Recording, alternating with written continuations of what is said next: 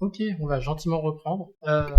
Pour l'instant, j'ai pu constater que je suis beaucoup trop vite, à mon avis, que beaucoup de gens n'ont pas pu suivre correctement. Voilà ce que je vous propose. Je vais aller beaucoup plus lentement.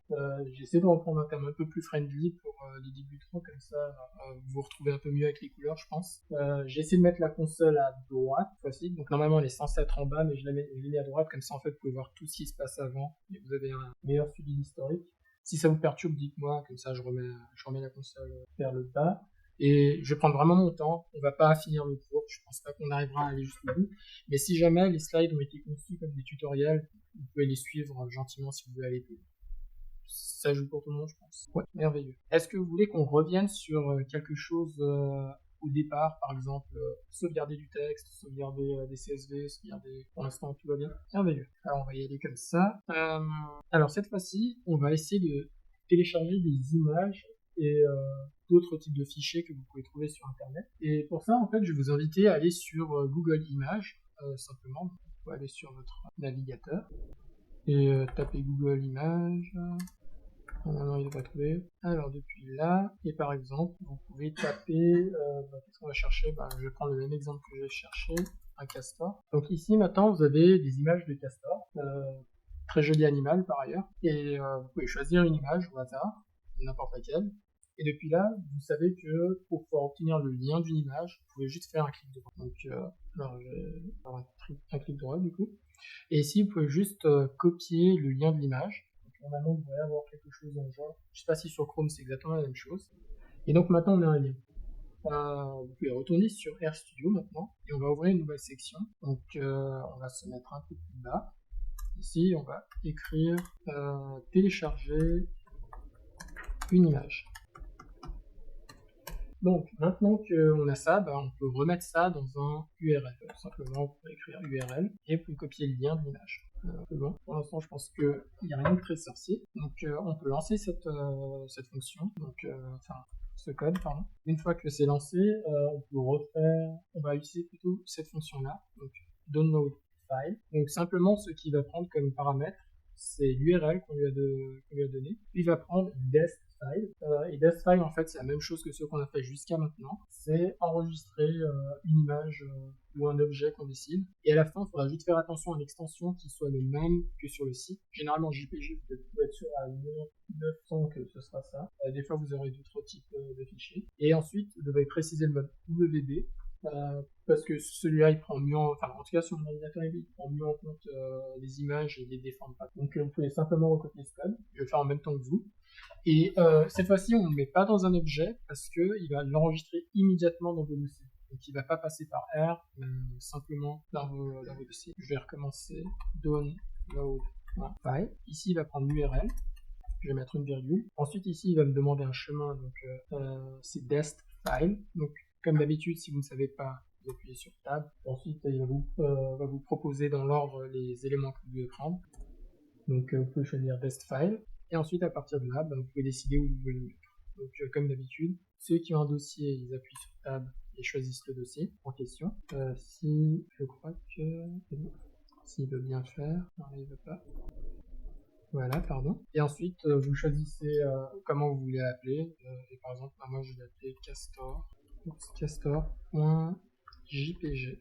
Un format qui marche un peu près partout. Si vous n'avez pas de dossier, ne mettez pas cette partie-là. Vous pouvez simplement mettre ça de cette manière. Donc, moi, je le fais sans dossier, donc pour vous montrer où il va finir. Donc, si je retourne dans les files, ici, il me l'a mis juste ici. Si j'ai un dossier, donc c'est-à-dire si je décide de mettre un dossier et que je mets tab, pour qu'il m'aide dans l'autocomplétion, je suis pas obligé de faire tab, je peux même l'écrire moi-même. Il va l'enregistrer dans le dossier data. Donc c'est vraiment juste la nuance, si jamais vous l'aviez pas saisi. Est-ce que ça joue jusqu'à maintenant? Donc la vitesse, ça va un peu mieux maintenant. Ok. Alors on va continuer sur cette voie. Et on peut aussi faire ça avec n'importe quel autre type de fichier, par exemple des fichiers XLSX ou des Excel. Et typiquement, l'Office fédéral de la statistique en a tout plein. Donc, si jamais vous voulez télécharger directement une série de fichiers Excel de l'Office fédéral de la statistique, il suffira simplement d'aller dessus. Le lien se trouve juste sur fichier Excel. Vous pouvez cliquer dessus et il vous emmène vers une page là où vous pouvez télécharger l'élément en question. Il suffit simplement de le copier enfin copier le lien vers cette page, et vous faites la même chose, vous pouvez reprendre download file, pardon. Donc vous copiez juste download file, j'arrive à bien faire, et à la place vous changez l'URL qui se trouve juste avant. Et vous pouvez faire la même chose. Donc cette fois-ci, on va changer l'extension, c'est pas une image, c'est un XLSX, c'est un fichier Excel, et je vais pas l'appeler Castor, je vais l'appeler OFS. Alors moi, je l'ai mis dans le data, donc il doit se trouver dans ce dossier, et là j'ai le fichier de l'OFS. Alors je vais vous laisser 2 minutes ou 5 minutes pour tester ça. Essayez sur plein d'images, plein de fichiers Excel, et on continuera après. Allez, si vous voulez que je recommence des exemples, n'hésitez pas à me dire. Sans souci, je...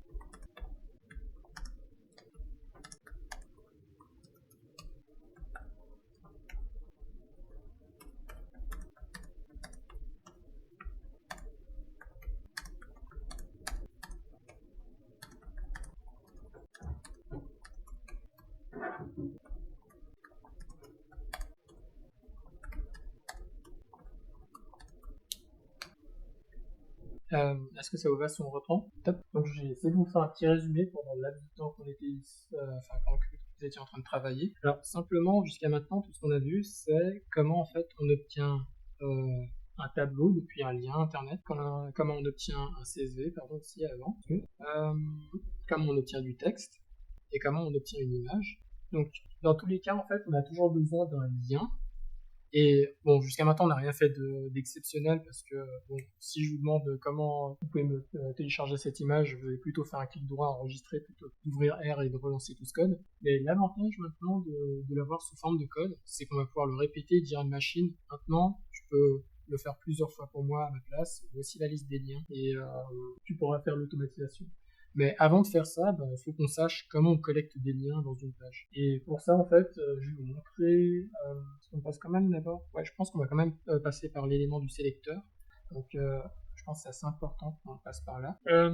Ici, en fait, jusqu'à maintenant, on a travaillé avec des pages Internet. Et les pages Internet, c'est surtout du code HTML. Et ce code HTML, il est structuré de cette manière-là, avec des balises qui sont par paire. Et simplement, en fait, pour nous, ce qu'on fait lorsqu'on travaille avec ces données, c'est qu'on se repère de ces balises, mais aussi d'autres éléments pour pouvoir sélectionner les éléments qu'on cherchait, notamment par exemple les tags. Donc c'est des choses que on peut remarquer déjà. Donc ces éléments-là s'appellent des tags en anglais, et en fait jusqu'à maintenant c'est ce que j'ai dit. Donc on les repère parce qu'ils sont entourés par ces espèces de plus ou moins grands, et il existe en fait des tags assez spécifiques. Ici, c'est un résumé en fait. Le premier, c'est pour une page HTML. Le suivant, c'est pour dire ça, c'est l'entête d'une page HTML, les informations qui sont dedans. Le body, c'est généralement ce qu'on va voir dans une page. Et ici, on a d'autres éléments, donc le title qui va se trouver dans le head, qui va donner en fait le nom de cette page.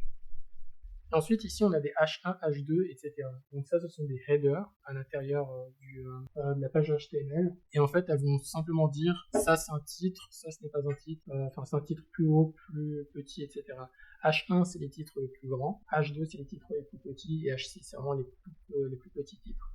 Les P ici indiquent des paragraphes, donc des paragraphes de texte généralement.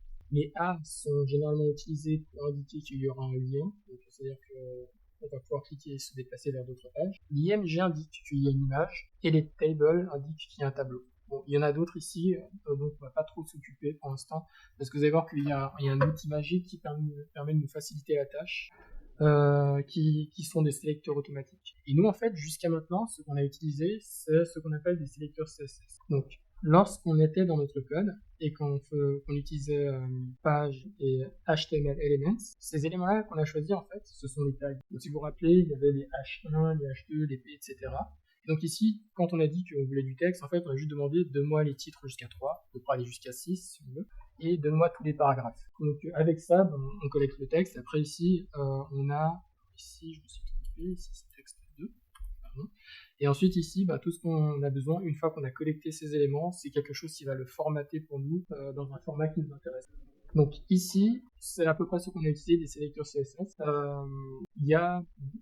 C'est un langage en soi, plutôt une syntaxe en soi. On peut vraiment sélectionner de manière très précise. Et pour sélectionner des éléments, on va pas l'apprendre parce que ça a demandé pas mal de travail jusqu'à maintenant. Sinon, il faudra encore un cours de 3 heures supplémentaires. Mais ici, on va voir en fait justement ces éléments-là dans le code source d'une page. Donc, juste pour montrer que je suis pas un menteur.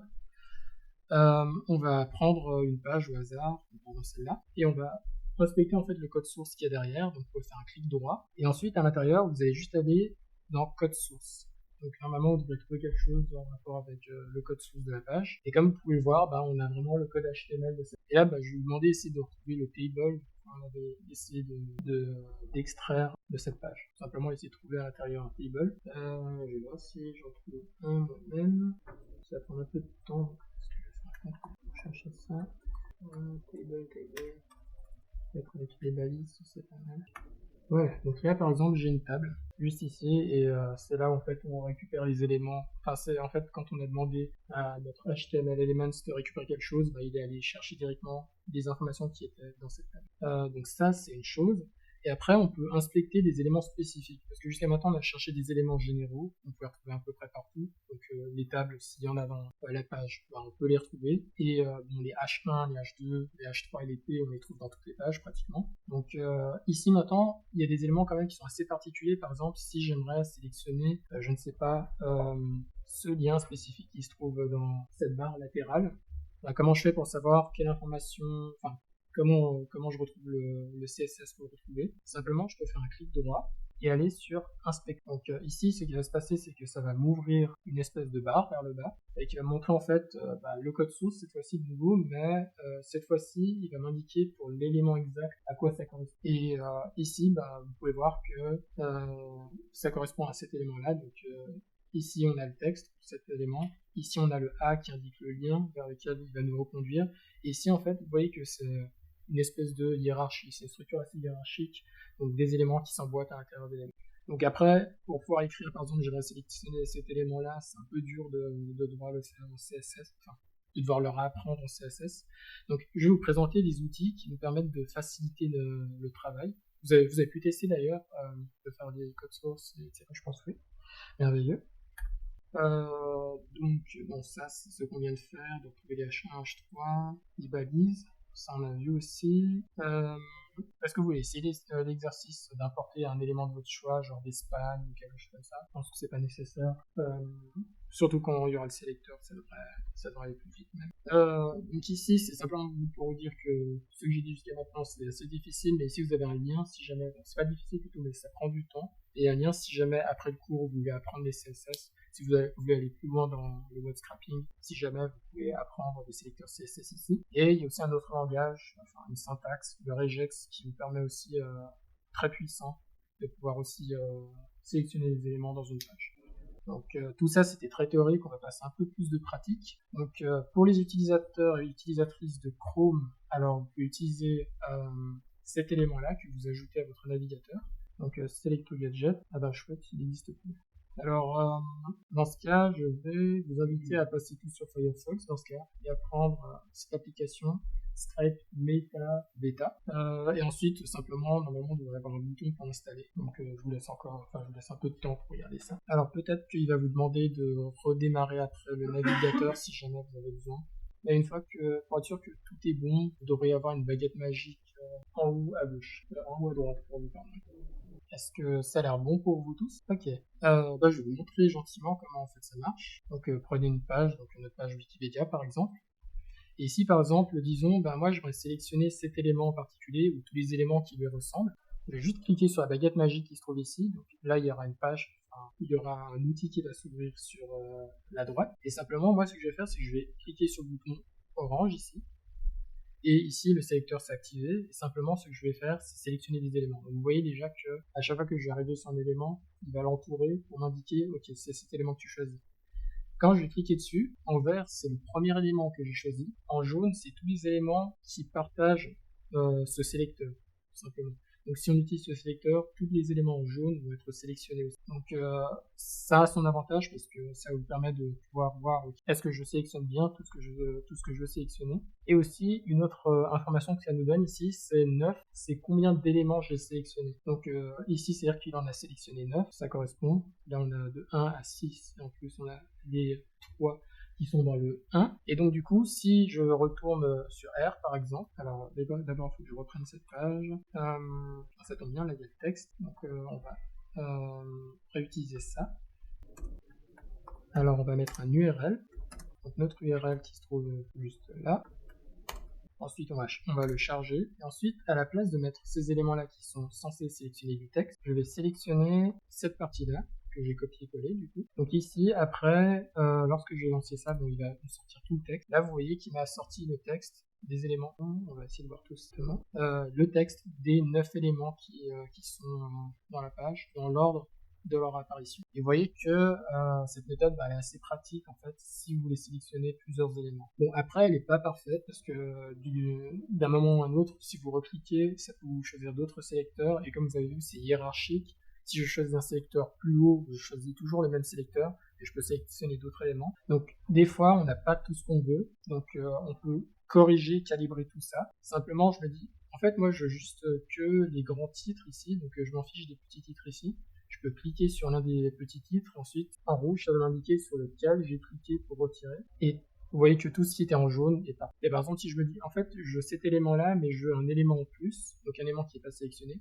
je peux cliquer dessus et vous voyez qu'il l'ajoute. Après, si vous constatez qu'en fait, il les ajoute petit à petit, c'est peut-être une mauvaise nouvelle parce que c'est-à-dire que les éléments ne sont pas forcément liés entre eux et que ici le code est vraiment spécifique à ces deux éléments. Donc il ne sélectionne pas de manière générale. Mais bon, après, ça c'est des détails, vous n'avez pas besoin de savoir pour faire la suite de l'exercice. Donc je vais vous laisser vous amuser avec et tester en fait de sélectionner des éléments sur des sites où vous voulez en fait et voir comment ce que ça retourne. Vous pouvez vous entraîner, prenez surtout des éléments textuels, comme ça vous pouvez vous entraîner avec le canevas qu'on a fait sur le texte et voir en fait si ça retourne bien ce que vous avez sélectionné. Et comme d'habitude, si vous voulez de nouveau un exemple, n'hésitez pas à me demander.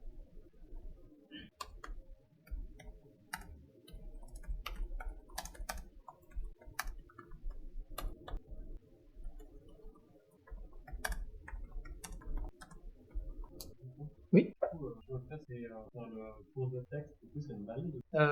C'est pas une balise, c'est autre chose. Ça, le point de texte, c'est une classe. Je vais pas trop rentrer dans les détails parce qu'après ça, c'est vraiment du langage CSS. Mais simplement, ce que ça fait.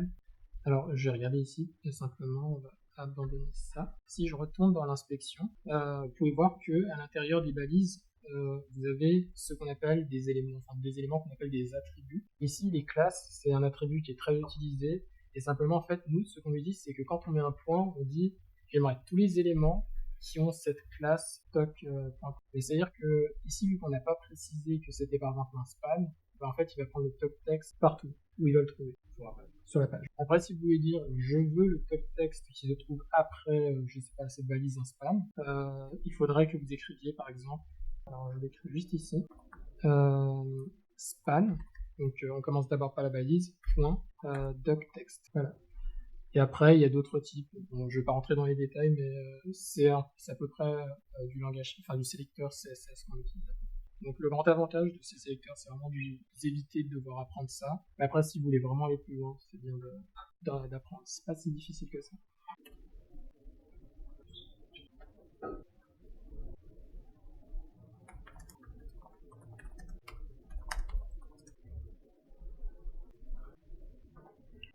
Est-ce que ça vous va si on fait un exercice pratique? Je laisse encore peut-être une minute, tout le monde finisse. Ça vous va si on commence maintenant l'exercice pratique? Merveilleux. Alors ici, donc on va passer sur des données non structurées. Donc jusqu'à maintenant, on avait pris des données qui arrivaient en bloc et qui étaient similaires. Maintenant, avec le sélecteur qu'on a à disposition, on peut sélectionner vraiment des données de manière séparée par groupe. Et ici, en fait, je vais vous donner un exemple. On va travailler sur un forum. Donc, ça se fait aussi en recherche. C'est simplement, vous allez prendre un forum au hasard, une discussion, et après vous allez dire, ok, pour toutes ces discussions, je vais collecter les noms des personnes, quand est-ce qu'elles ont posté leur message, et le message qu'elles ont posté, et on va tout mettre sous forme d'un tableau. Comme ça, on pourra faire des analyses textuelles, comme par exemple du text mining, etc., pour voir s'il y a un lien, s'il y a des différences, par exemple, dans la manière dont les personnes s'expriment, etc. Donc ici, je vous invite à revenir sur le slide, et ici, on va aller sur un site qui est un forum de jardinage. Donc on va cliquer sur le lien, tout simplement. Donc c'est un forum qui s'appelle Au Jardin, et ici, vous voyez qu'il y a plein de sujets. Je vais en choisir un, par exemple, jardin d'ornement. Ici, je vais vous demander de choisir un sujet de discussion, n'importe lequel, simplement, mais assurez-vous quand même que vous ayez au moins 15 réponses ici. Je vous expliquerai pourquoi après. Ici, vous pouvez voir les réponses sur cette colonne. Donc moi, je vais prendre la récolte de grains de fleurs. Alors, merveilleux. Vous êtes tous sur un sujet. Alors, comme vous pouvez le voir, il me semble que le premier message, donc c'est toujours quelqu'un qui écrit beaucoup, généralement qui va parler, va présenter, va introduire un sujet. Vous pouvez descendre assez loin par moment. Et ensuite, après, on a les RE, qui sont les réponses des autres utilisateurs qui vont répondre justement à ce post. Et ici, on va commencer déjà par essayer de récolter un premier élément qui sont les noms des utilisateurs. Donc, je vous dis d'avance, sur les pages, vous avez 15 messages par page, généralement. Donc ici, on va reprendre notre sélecteur ici. Alors, on va en ouvrir un nouveau, un de plus.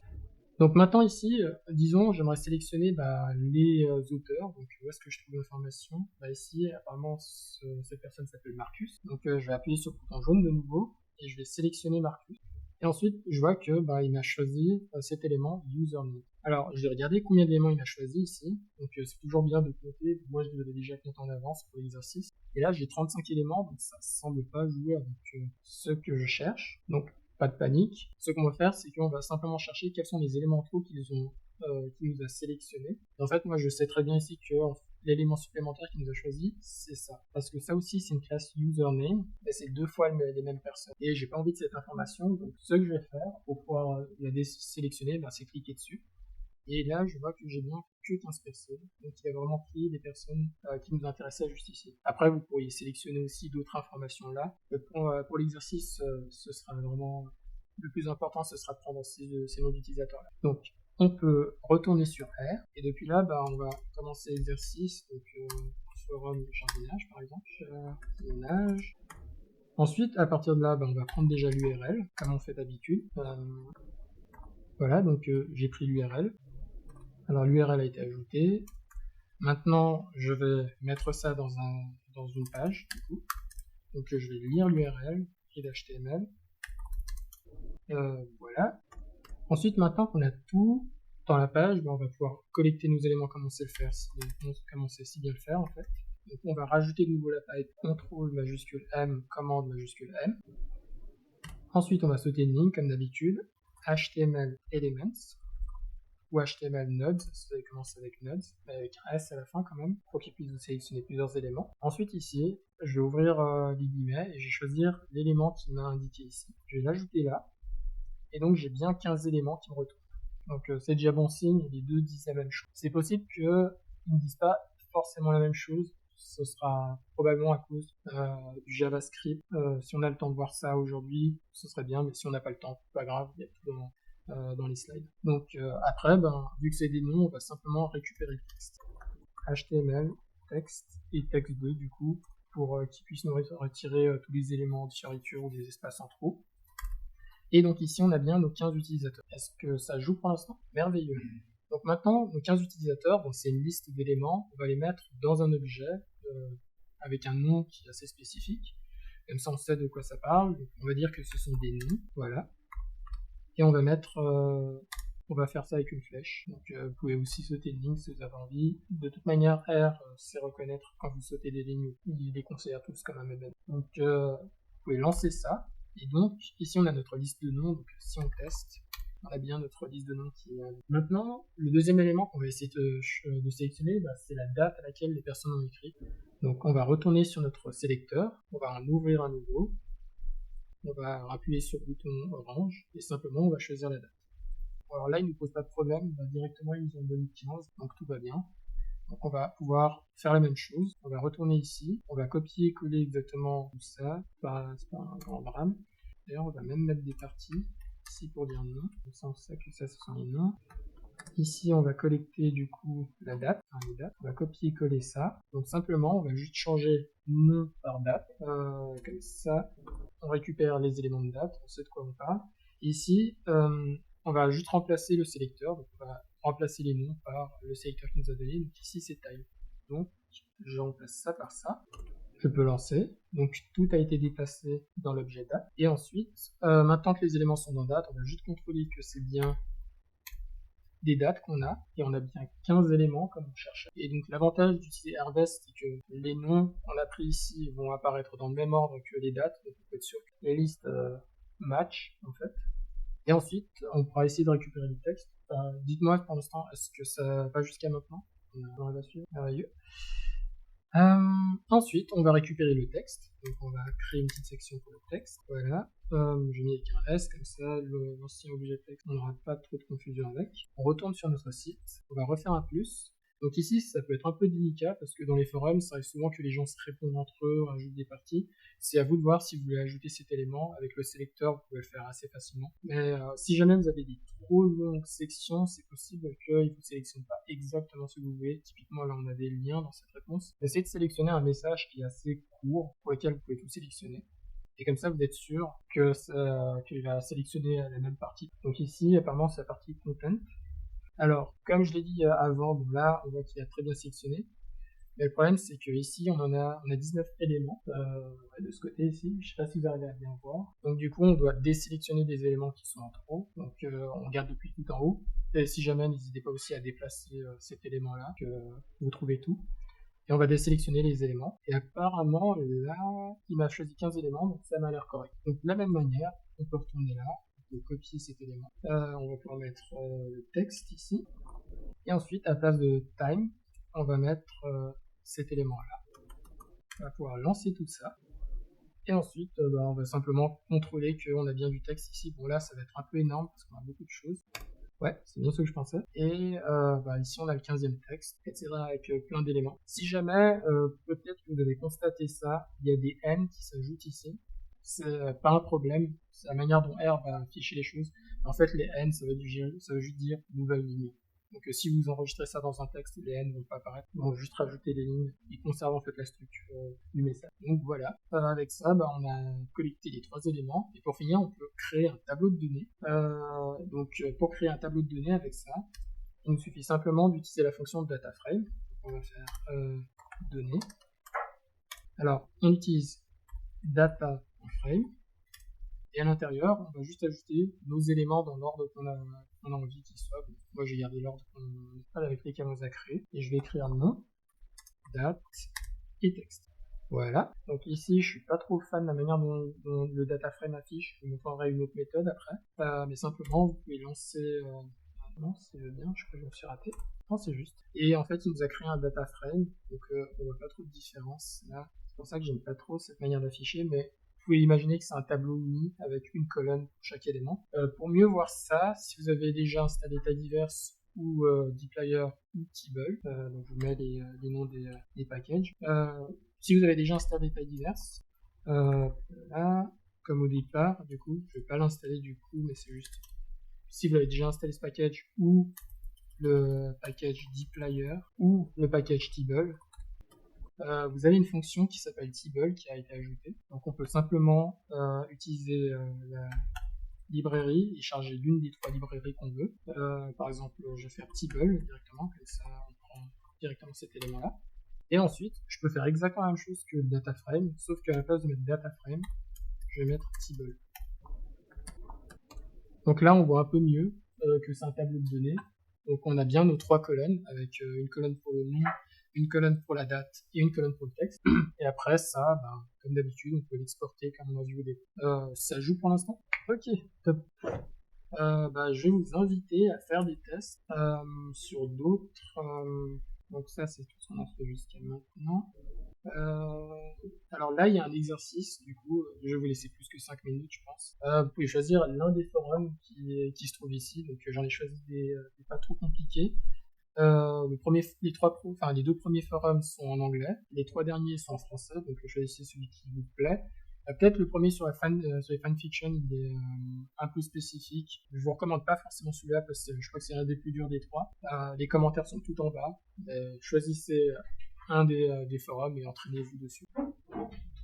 Et je vais remettre le code à disposition. Et si jamais vous avez besoin d'un exemple sur un cas spécifique, je peux le faire. Donc pour cet exercice, je vous demande juste de prendre les noms et le texte. Pas besoin d'aller plus loin. Oui. Ah, ouais, c'est sur quel forum ou je peux le faire ici? Ok. Simplement, lorsque j'ai ma baguette magique, je peux ouvrir un nouveau sélecteur. Je peux choisir le sélecteur et typiquement ici on avait un problème avec Marcus et tous les noms parce qu'il y en avait plusieurs. Simplement, l'élément dont je ne veux pas, et il va devenir rouge. Après, c'est pas dit que ça marchera forcément mieux.